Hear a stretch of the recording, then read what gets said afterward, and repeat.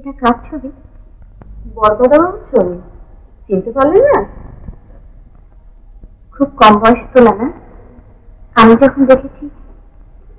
এবার আপনি নিচে যান বৌরানী। কর্তামা এতক্ষণ আলোর সাথে বসার ঘরে এসে গেছেন। এ সময় এবারই নিয়ম, যে যেখানে থাকুক কর্তামার কাছে একবার আসতে হয়।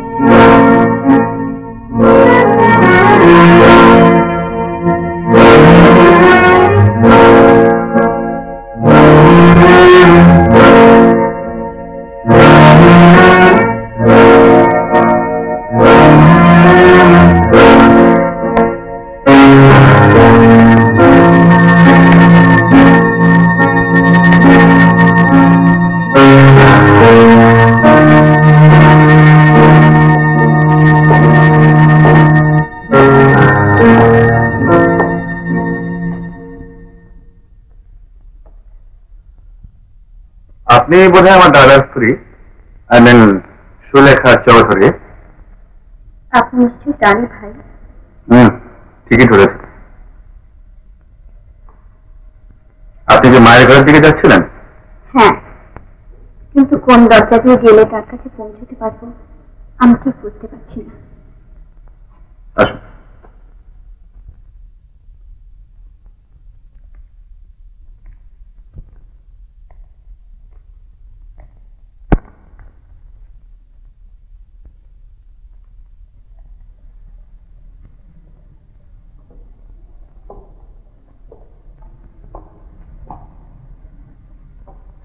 আসুন।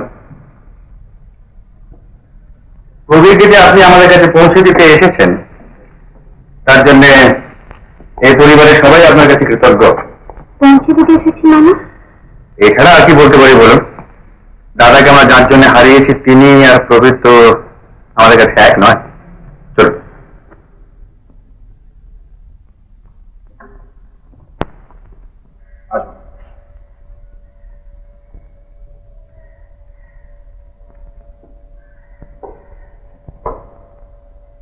মা কেমন আছো?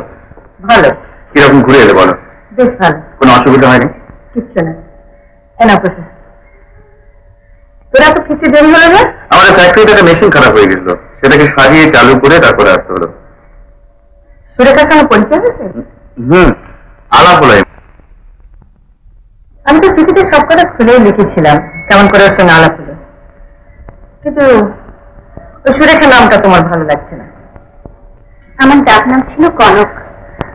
বেশ তো, ওই নামই তোমাকে ডাকবো। তুমি দাঁড়িয়ে কেন? বসো।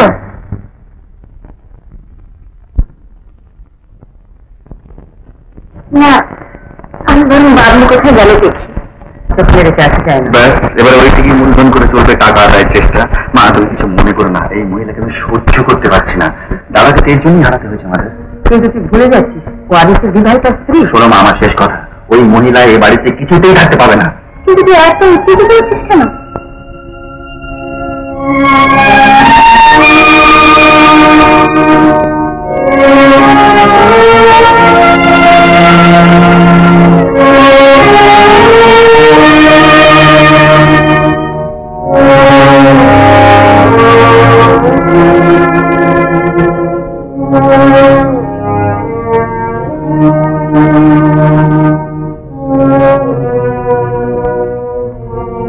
কিন্তু মেয়েটিকে তোমার দেখে কি এই কথা মনে হয়নি যে আমরা যেরকম সন্দেহ করেছিলাম বা ভয় পেয়েছিলাম ও ঠিক সেই ধরনের নয়? না না না, ওসব মেয়ে সব পারে, ওরা কখনো বদলায় না। এটা হচ্ছে ওর একটা অভিনয়। দেখো দীপু, আদিত্যকে হারানো আমাদের একটা মস্ত বড় দুঃখের কারণ। কিন্তু আমার প্রশ্ন হলো এই যে আমরা যে সেই সময় হরিদ্বারে যাব, সেটা মেয়েটি জানবে কি করে? আমি ওই খোঁজ নিয়ে যতটা জানলাম, মুকুটজমাটার কাছে যতদিন ছিল, ওর আচরণে বা ব্যবহারে এমন কোনো গলতি পাওয়া যায়নি যাতে করে আমাদের মাথা আর লজ্জায় হেঁট হতে পারে। তাছাড়া বৈধব্যের সব আচার ও বেশ নিষ্ঠা করে পালন করেছে। ইচ্ছে করলে তো যেমন খুশি থাকতে পারতো, আমরা তা দেখতে যেতাম না। কিন্তু মামা, আপনি জানেন না যে ও দাদার সঙ্গে বিশ্বাসঘাতকতা করেছে। কিন্তু ছেলেটাকে দেখলে তুই ফেলতে পারবি না কিন্তু। না না, আমিও ফেলতে চাইছি না। দাদাকে বাবা তেজপুত্র করেছিলেন, কাজে আমাদের সম্পত্তির উপরে ওই ছেলে আইনত কোনো থাকতে পারে না। তো ঠিক আছে, আমি ওকে আমার ছেলে হিসেবে গ্রহণ করবো, কিন্তু মা, ওই মহিলাটিকে এ বাড়ি থেকে সরে যেতেই হবে। কিন্তু সেটা কি করে সম্ভব? কেন সম্ভব নয় মা? টাকা দিলেই উনি সরে যাবেন। না দীপু, মাকে ছেলের কাছ থেকে সরালে ভালো হবে না। আগে তোমার নাম কি বলো? বলবো না। না বললে বল দেবো না। তুমি আগে ওর কাছে যাও, তোমার কাকু। আরে বল দিতে বলো। তুমি আগে যাও। আচ্ছা, বল দিলে নাম বলবো তো? আরে দাও তো। মা!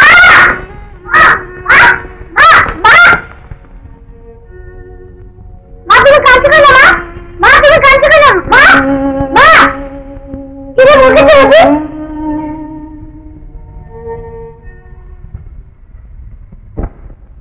আচ্ছা, দাদা মারা যাবার কতদিন পরে আপনি হরিদ্বারে গিয়েছিলেন?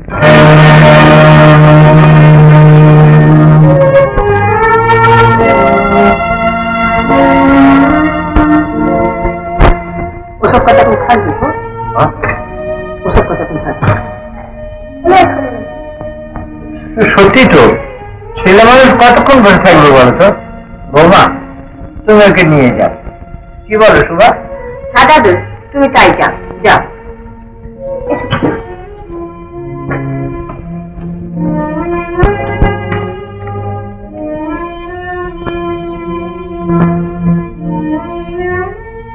কিরে, তুই খাচ্ছিস না যে? কি ভাবছিস? আচ্ছা মা, না ঠিক আছে।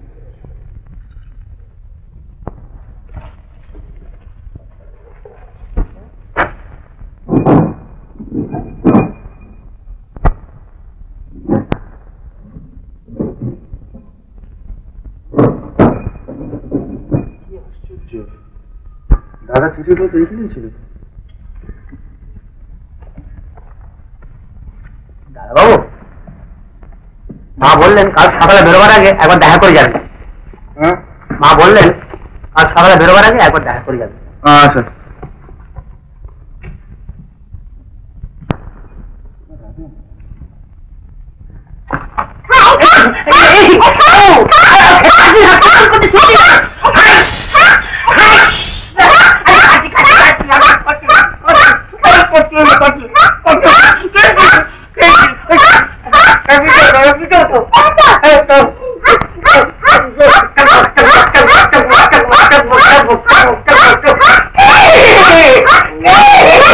কি হচ্ছে কি এই বানা?